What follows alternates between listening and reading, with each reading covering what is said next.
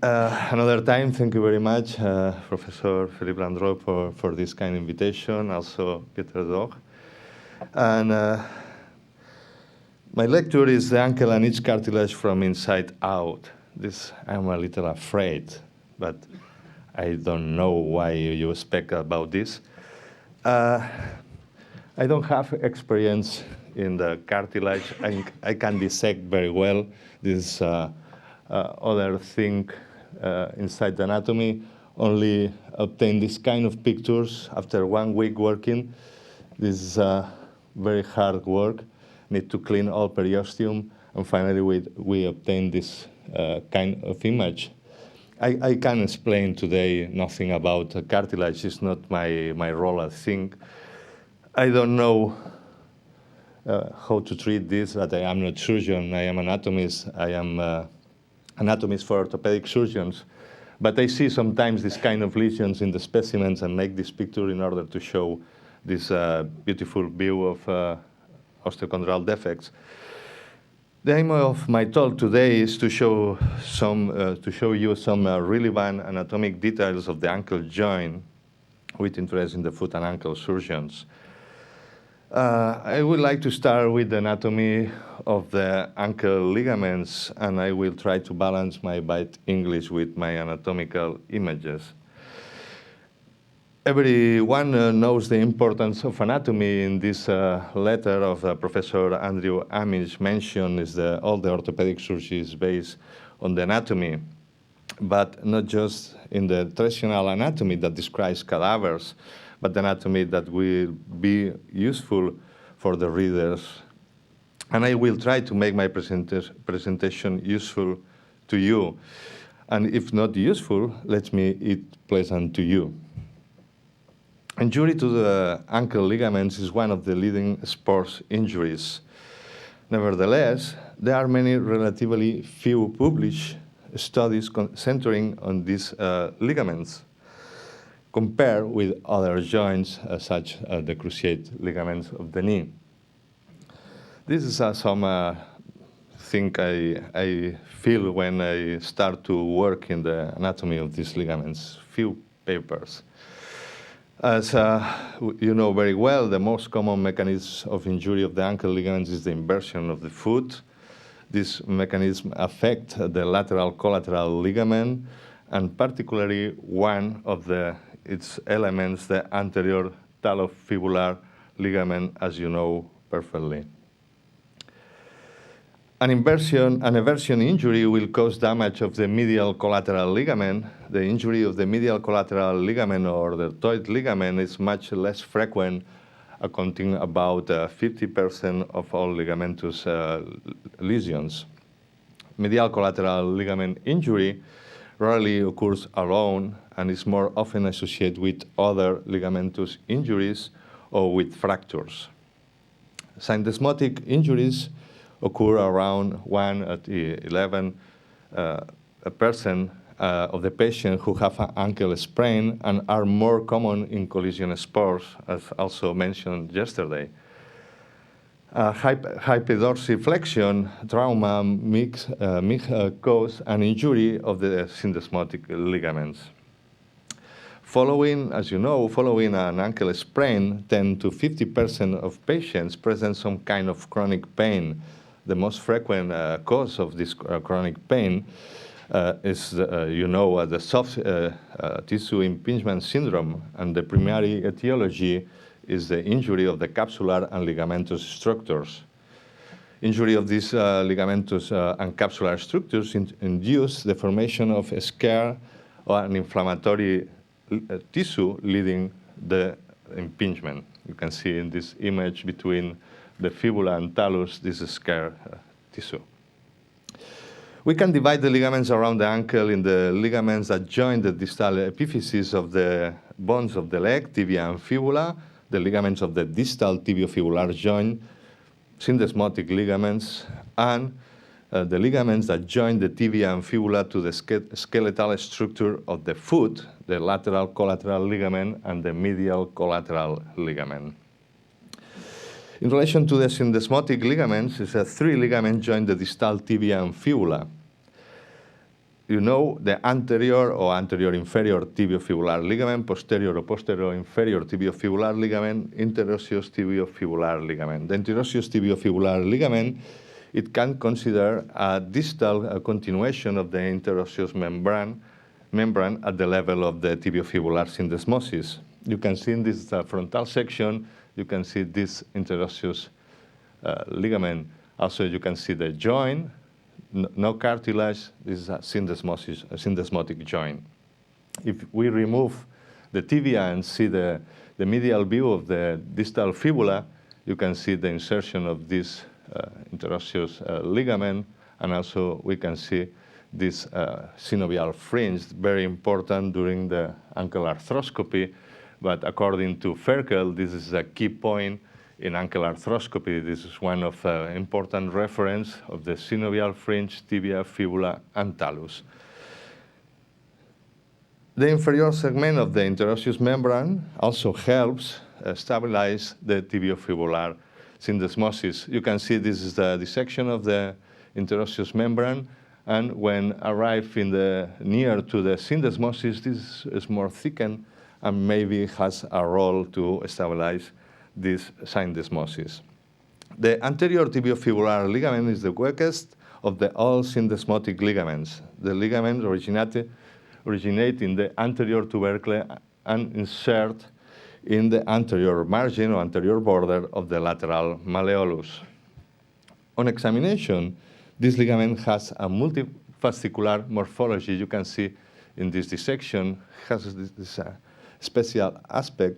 And the reason of this multifascicular appearance is probably due to its relationship with the perforating branch of the peroneal artery.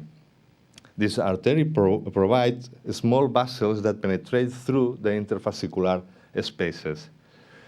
You can see another dissection. This is the anterior tibiofibular ligament. This the artery is filled with black latex, and you can see these small arteries between the spaces of this anterior tibiofibular ligament. On careful inspection, the most distal fascicle of the anterior tibiofibular ligament appears to be independent from the rest of the structure. You can see very well in this image. The fascicle covers the angle formed by the tibia and fibula and comes into contact with the dorsolateral border of the talus. This, I think, is very important to understand one of the impingements in the ankle, the anterolateral impingement.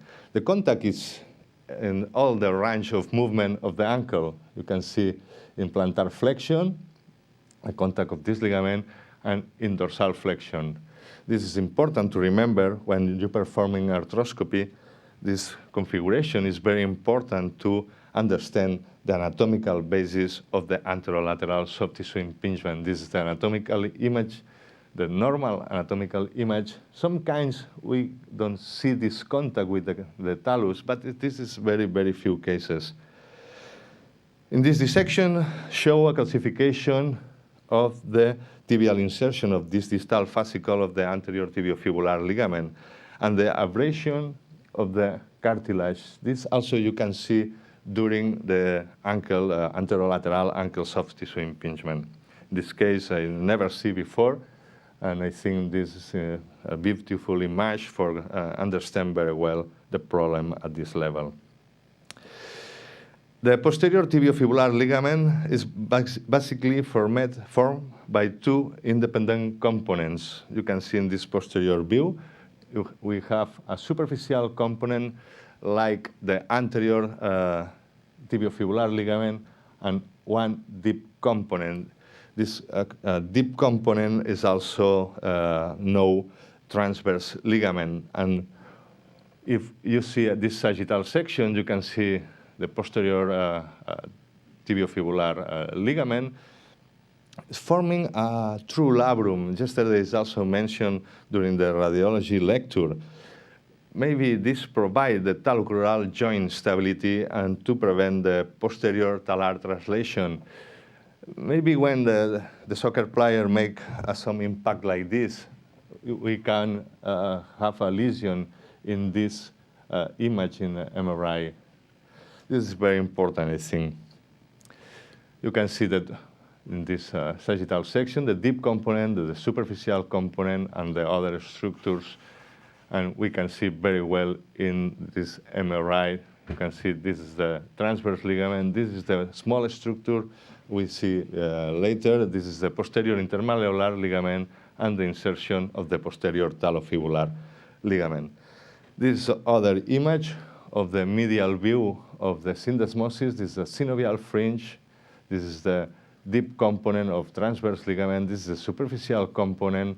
And when look the posterior ligaments during arthroscopy, you can see this typical image of the synovial fringe.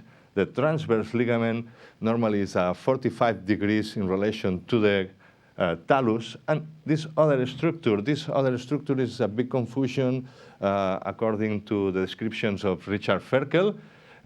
This author explained this structure is the superficial component. This is the superficial component, and also for this author, for Ferkel, this is a transverse ligament. This is a big mistake. This is the intermolecular ligament. This is a cord-like ligament. You can see in other dissection, we remove the talus. This is the malleolar surface, the synovial fringe. You can see the transverse ligament. This is a special ligament. It's not anatomical studies a lot. And you can see the capsule, posterior capsule joint with this reinforcement. This is the intermalleolar ligament.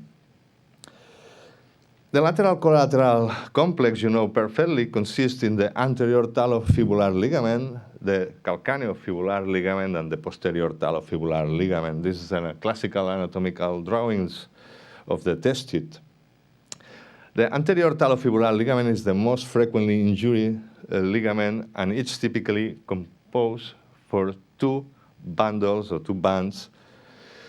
You can see in this video, this band has a different pattern of tension during the dorsiflexion. This is a cadaver. Maybe this is not perfect, but maybe you can see very well the effect of the tension and when it's relaxed during the different position. In dorsiflexion, the superior band is relaxed, and in plantar flexion is in tension. This is not very well also described in the literature, maybe explain sometimes the kind of instability after some inversion trauma. The reason of two bands is the same. The reason of the anterior tibiofibular ligament is multifascicular. It's the presence of the small vessels in relation of this ligament. Maybe also is the reason after the ankle inversion we have a big hematoma in this area, maybe some small lesions of these vessels. Some authors describe a third band of the anterior talofibular ligament. We have never found this third band in our dissections. In the present dissection, the superior band is very small. This is not frequent. The most frequent is the superior band is the bigger band. And this is not the usually anatomical detail.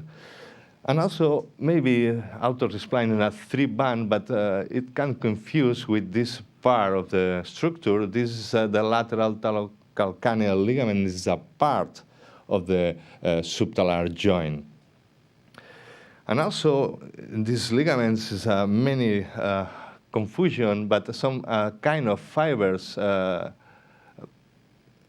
go between another ligament. This is the artiform fibers.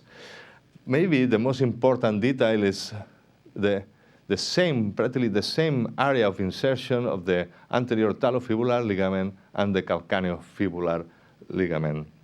The calcaneofibular ligament is a thick cord-like ligament. You can see in these dissections the position of this ligament vary in function of the position of the ankle ligament, but it's the only ligament of the lateral collateral ligaments breathing both talocrural and subtalar joints.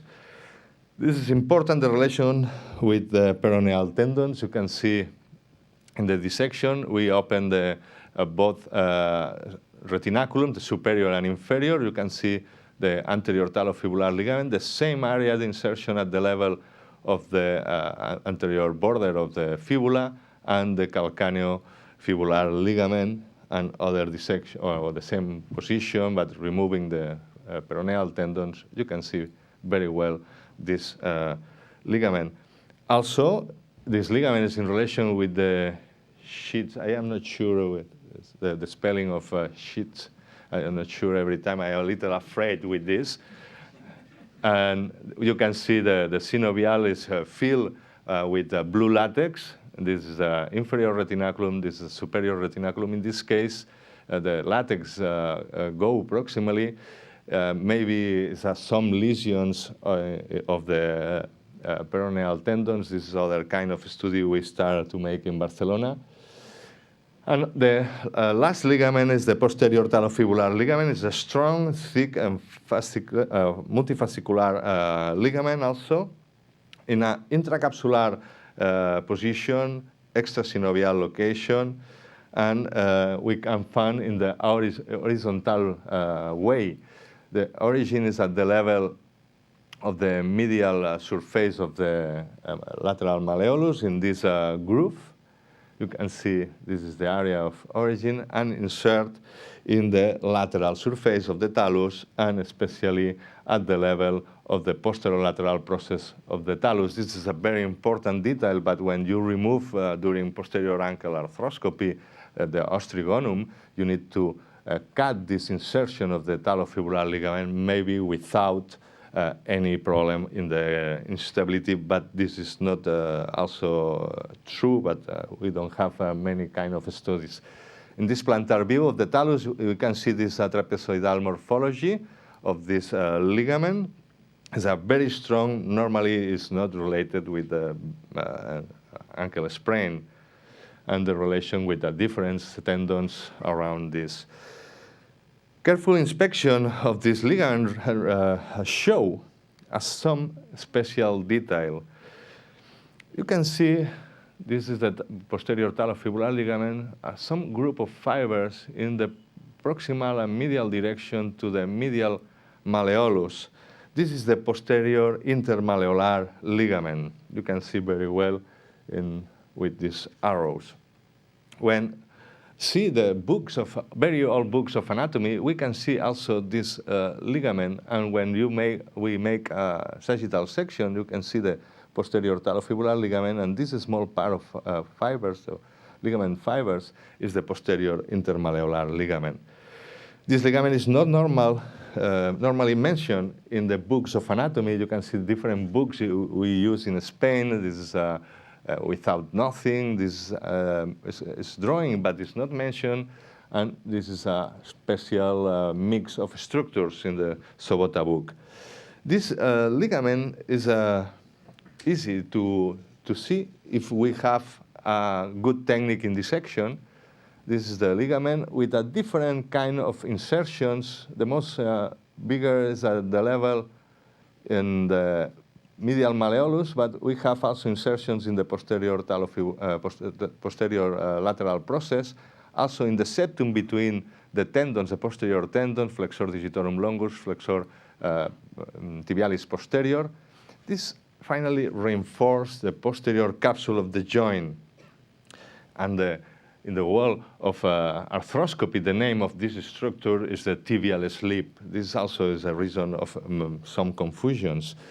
If we see the posterior ligaments during anterior arthroscopy, you can see the key image after this is synovial fringe transverse ligament and the posterior intermalleolar ligament, with many different anatomical variations.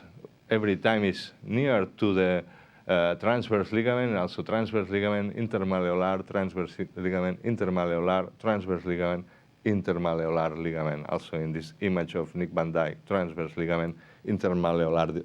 Depending the position of the ankle, we can see some gap between the ligaments or not. But this ligament is always present. Maybe depending of the, sorry, I can show the video.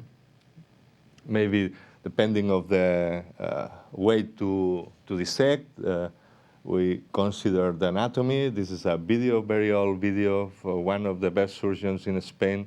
And you can see in this case, the intermalleolar ligament has a bifid morphology maybe it's a difference expansion. This is not easy to dissect this, and it's very complicated. What is the most important in the literature is a radiological work to make by O. Maybe it's around 80%. In our dissections, it's 100%. And maybe it's interesting to show this. We make a sagittal section at the level of the ankle joint. You can see the flexor hallucis. This is the tunnel. The flexor hallucis more or less is like this. You can see some part of this intermalleolar ligament is at this level.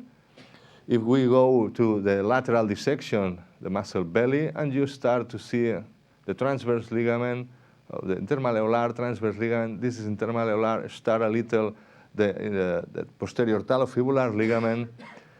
We can see very well at this moment the insertion of the transverse ligament. You can see the intermalleolar and the posterior talofibular ligament.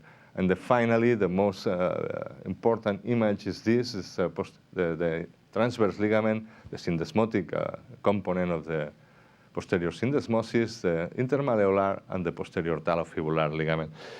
And this is important. This ligament is only few papers in relation to the clinical role in the posterior ankle impingement. This is our publication in arthroscopy with Professor Mariani. This is a patient of Professor Mariani. He's a soccer player. He has only one lesion of this intermalleolar ligament. And this is an image of the treatment of this patient. The Professor Pier Paolo Mariani removed only this posterior malleolar ligament, and the soccer player finally returned of their activity. This is more or less the role of this posterior intermalleolar ligament. You can see in this video the role of this ligament. In dorsal flexion is in tension. In plantar flexion can be impinged. You can see dorsal flexion is the position when the ligament is in tension. In the plantar flexion, the ligament is relaxed. Maybe in the patient has a hyperdorsiflexion, you can think about the possibility of the lesion of this structure. Normally, this lesion maybe is not alone. Maybe it's associated with other pathologies like ostrigonum, like a big posterolateral process of Stieda. I think we need to remember this structure. In relation to medial collateral ligaments, only few works. Is also known deltoid ligament. It's also multifascicular, originating from the medial malleolus to insert in the talus, calcaneus, and navicular bone. This is very difficult to dissect. It's not too easy. The review of the morphology of this medial ligament is very complex. It's important to remember the morphology of the malleolus in order to understand the way of insertion of the different components, but these different components is not too easy to dissect, but it is the same ligament like a delta work. All the authors are agree of the medial collateral ligament has two layers, a deep layer and the superficial layer. Between these layers, some fat tissue and a small artery, the deltoid artery. This is very important in the vascularization of the talus. What is the literature? Maybe the most important work is the work of Bos and Bit Hinterman in relation of this anatomy. This describe different components, 6 components. All is not constant, some only 3 is constant, the tibio spring, the tibionavicular ligament, and the deep posterior tibiotalar component. This is not too easy to understand. More or less, this is the drawing. We have the tibiotalar component directly to the sustentaculum tali, the tibio spring directly to the spring ligament. This is the tibionavicular, and this is a deep posterior tibiotalar component. This is the deep layer. The superficial I never see, or maybe I never have the possibility to dissect very well. maybe this is very difficult. Only it's easy to understand these components when move the ankle in order to see the tension of the different components. This is a tibionavicular. This is a tibio spring. This is a spring ligament. This is a posterior tibialis tendon. This is a tibiocalcaneal, and this is a deep component. This yesterday is a beautiful image of MRI of this component. And when we are in plantar flexion, the anterior components are in tension, and when we are in dorsal flexion, these components, the posterior components of this ligament, are in tension. This component, the deep posterior tibiofibular ligament, is also important in order to understand the cedal fracture. Peter explained yesterday very well. I finish with these slides. If you need some more information of the anatomy, this is a different papers. This is one of the most bigger paper I published in my life. This in relation to ankle anatomy. This is a free paper. It's very important to see all my work in this, and I try to help all the orthopedic surgeons. Thank you very much for your kind attention.